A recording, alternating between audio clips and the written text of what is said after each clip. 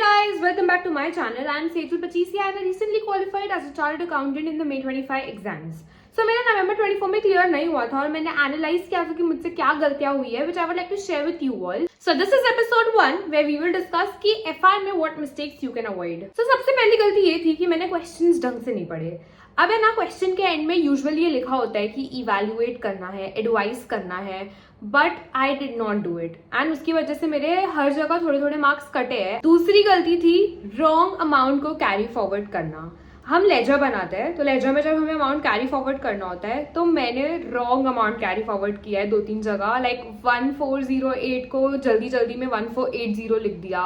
And you lose marks because of such mistakes, and it's not worth costing an attempt or losing an entire exemption because of such mistakes. So please double check once while you are carry forwarding the amount. Third mistake was taking the C category indices, that is the small indices, very lightly. Like I couldn't revise them at the end and I think most of the paper was out of those indices. So please, there is nothing like ABC category. Yeah, you can follow a flow of revision, but हम किसी चीज़ को अगर C category मानते हैं ना तो हम उसे अंडर एस्टिमेट करने लग जाते हैं. तो बस उसको as a flow of revision लो कि पहले A को करना है, फिर B को करना है, फिर C को करना है, या फिर टाइम डिवोशन के लिए देखो, बट कम्प्लीटली स्किप मत करो. लाइक वो छोटे छोटे इंडेक्सेस से ईजी क्वेश्चंस आए थे जिसमें मैंने गड़बड़ी कर दी.